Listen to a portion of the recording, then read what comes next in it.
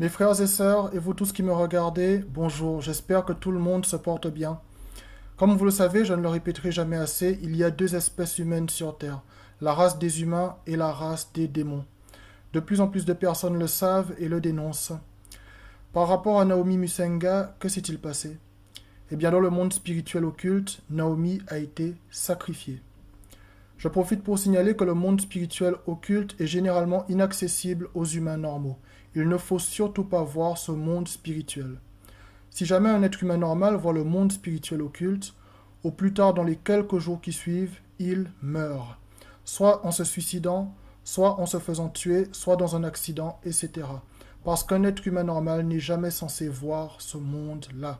Jamais. C'est pour ça que la Bible dit de ne jamais s'approcher de la voyance, de la magie, de l'astrologie, des choses comme ça.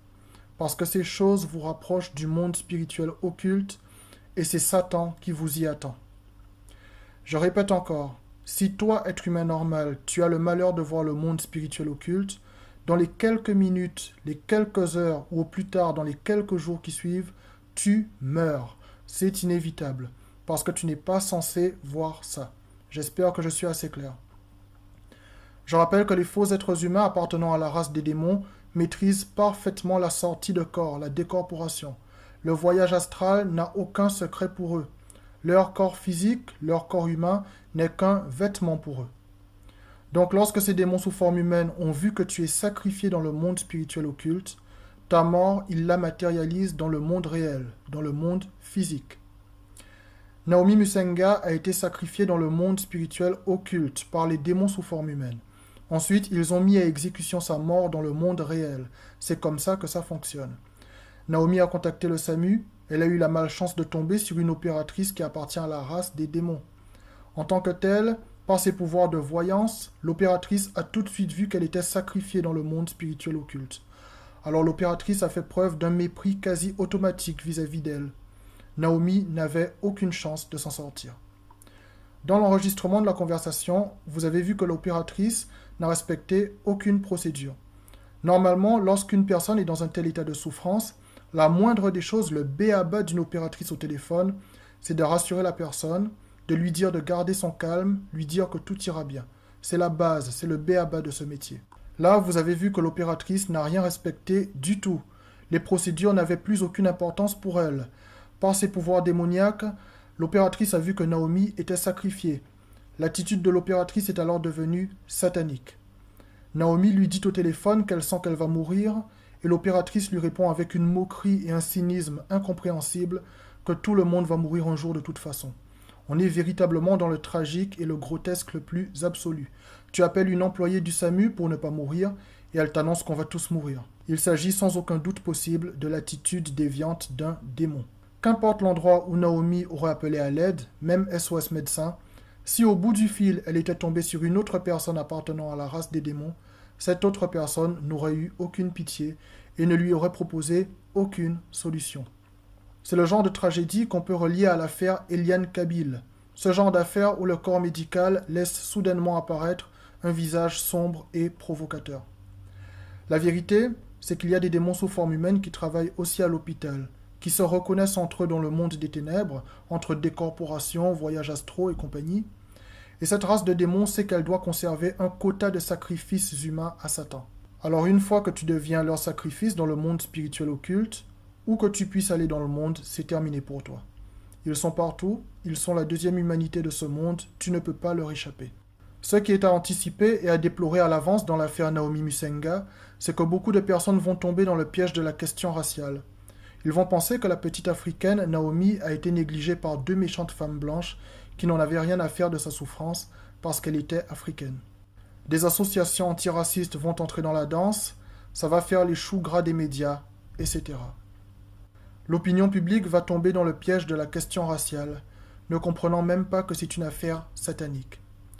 On va parler de la France raciste, de la France esclavagiste, peut-être bientôt d'un ADN raciste, d'un chromosome raciste. Combien de temps allons-nous jouer à ce triste jeu? Et combien de temps allons-nous continuer à avaler des mensonges médiatiques sur l'esclavage africain? Non, le peuple français n'a jamais été à l'origine de l'esclavage. J'ose le dire. Le peuple français était beaucoup trop pauvre. C'était un peuple de paysans, d'éleveurs, d'agriculteurs qui n'avaient rien demandé à personne. Un matin de l'année 1642, le peuple apprend que son dirigeant, le roi Louis XIII, ce démon sous forme humaine, comme le sont presque tous nos dirigeants d'ailleurs, a pris la décision d'autoriser l'esclavage aux Antilles. Le peuple français est désemparé, comme on l'est aujourd'hui lorsqu'on apprend que nos dirigeants décident de bombarder un territoire dans le monde sans aucune consultation. L'esclavage est aboli une première fois en France en 1794 et puis est rétabli en 1802 par un autre démon, Napoléon Bonaparte. Le peuple français n'y est pour rien. Aucun être humain normal ne se réveille avec l'idée de prendre un bateau, d'aller en Afrique capturer des gens, de les enchaîner dans le bateau, de traverser l'océan Atlantique pour arriver aux côtes américaines et de mettre en esclavage aux Antilles les gens capturés en Afrique. Vous ne voyez pas que le plan est trop machiavélique et trop élaboré pour venir d'un être humain normal? Ce plan vient tout droit des démons sous forme humaine, de ces faux êtres humains du monde des ténèbres et de leur chef Satan, qui est le prince des ténèbres. Et ce qui est malheureux, c'est qu'il suffit que quelques démons naissent sur Terre et prennent la forme d'hommes blancs, de femmes blanches ou d'autres races, pour que le discrédit soit jeté sur toute une race de gens du quotidien qui n'ont rien demandé à personne. On est bien dans le monde de Satan, il n'y a pas à dire. Dans l'histoire, il a suffi de quelques démons sous forme humaine pour faire passer les blancs pour les méchants et faire passer les noirs pour les tristes victimes, alors que les démons sous forme humaine sont des deux côtés du manche. Durant l'esclavage, il y avait des Africains qui vendaient d'autres Africains. Tout le monde le sait. Ces Africains qui vendaient leurs propres frères, vous croyez qu'ils étaient humains? Les dirigeants africains qui pillent leur peuple aujourd'hui, vous croyez que ce sont des êtres humains? Les démons sont des deux côtés du manche. Ils sont dans la manifestation et dans la contre-manifestation. Ils sont dans le racisme et dans l'antiracisme. Ouvrez les yeux. Et cette race de démons est mentionnée dans les ouvrages du passé. Est-ce que vous saviez que Caïn dans la Bible était de la race des démons? Non? Et pourtant. Conférence morale sur les mystères de notre Seigneur Jésus-Christ. C'est un ouvrage paru en 1691 qui confirme cette réalité. Lisons-le ensemble, page 34. La première femme, qui fut Ève, donna naissance à un démon fratricide quand elle fit naître Caïn, qui fit mourir son frère. Démon fratricide. Eh oui, c'est écrit. Est-ce que vous saviez que Judas Iscariote était de la race des démons? Non? Et pourtant. C'est écrit dans votre propre Bible. C'est Jésus-Christ lui-même qui le dit. Jean chapitre 6, verset 70. Jésus leur répondit, « N'est-ce pas moi qui vous ai choisis, vous les 12, et l'un de vous est un démon ?» Fin de citation. Jésus faisait clairement référence à Judas Iscariote. C'est écrit. Alors certains me disent, « Oui, t'es bien gentil, mais la Bible a été écrite par des hommes. » Alors je leur réponds, « Mais ton livre de science, il a été écrit par qui? Par des hippopotames? Dieu a toujours utilisé des humains pour faire les choses. Tu voulais que la Bible soit écrite par qui? Tu voulais qu'elle sorte du néant? Parfois, il y a des gens qui ont des drôles de logique. Je préfère en rire. Alors évidemment, le diable a tout fait pour salir tout ce qui a un rapport avec Dieu. Et ça continue jusqu'à maintenant. Satan a placé des agents, il a infiltré des démons sous forme humaine dans le christianisme, qui sont venus avec des perversions et des pratiques déviantes, voire complètement cruelles. L'Inquisition, par exemple, ça vient tout droit de Satan. Citez-moi un verset de la Bible où il est dit qu'il faut brûler des sorcières au bûcher. Ça n'existe nulle part dans la Bible. Mais le diable a été suffisamment vicieux pour placer tout au long de l'histoire du christianisme des démons cruels qui avaient pour but de salir au maximum tout ce qui a un rapport avec Dieu. C'est ça la réalité. Les démons sous forme humaine, vous avez pu constater qu'ils sont complètement protégés par le système. Les affaires de pédophilie et de meurtre d'enfants, affaires classées sans suite, ou qui ne font même pas l'objet d'un procès, sont les meilleures preuves de leur domination.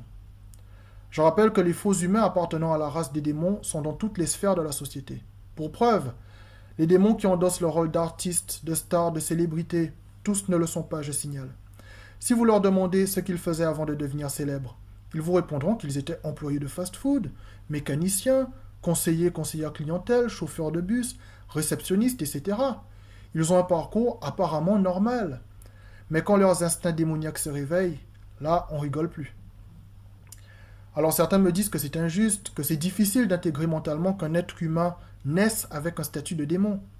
Certains me disent qu'aucun être humain ne devrait être définitivement mauvais, que chaque être humain est censé avoir une chance de changer. Et ça, c'est bon signe que vous ayez ce genre de raisonnement. C'est la preuve que vous êtes de véritables êtres humains et que Dieu a placé en vous la foi dans les miracles, dans le changement. Et par la grâce de Dieu, effectivement, les véritables êtres humains changent, mais pas les faux humains appartenant à la race des démons. Les démons, avant même de se matérialiser sous forme humaine, avant de naître quelque part sur Terre, ils savent déjà que leur mission est satanique.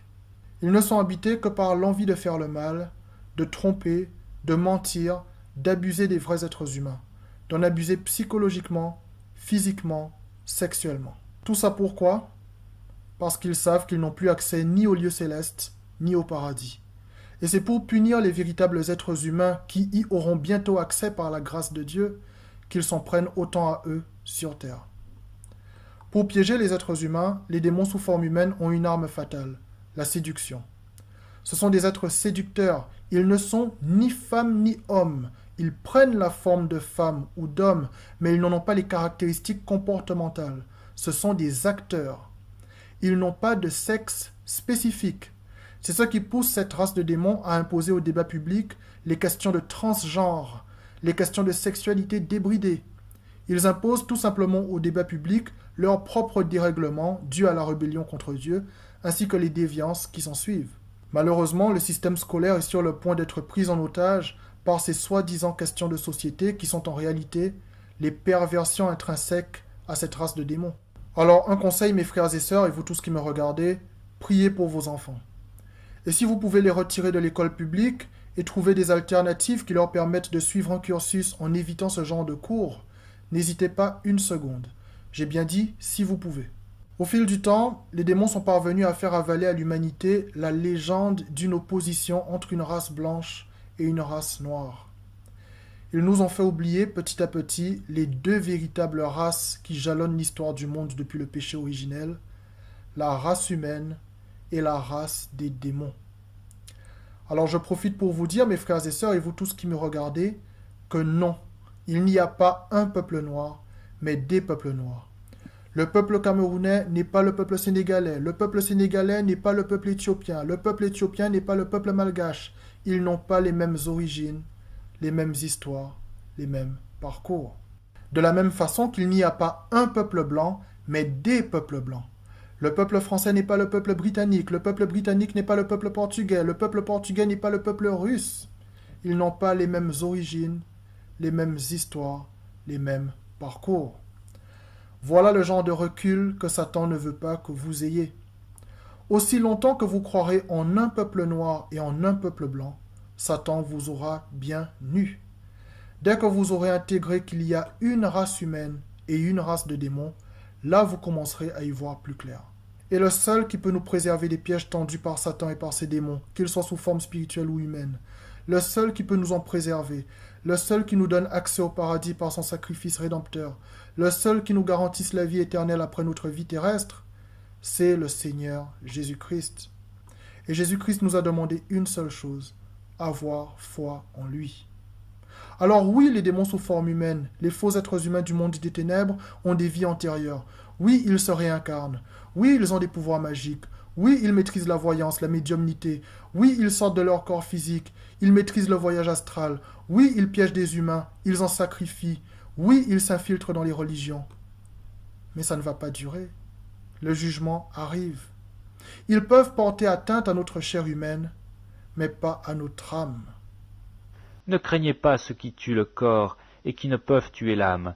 Craignez plutôt celui qui peut faire périr l'âme et le corps dans la géhenne. Et le Seigneur Jésus-Christ nous a rendus éternels.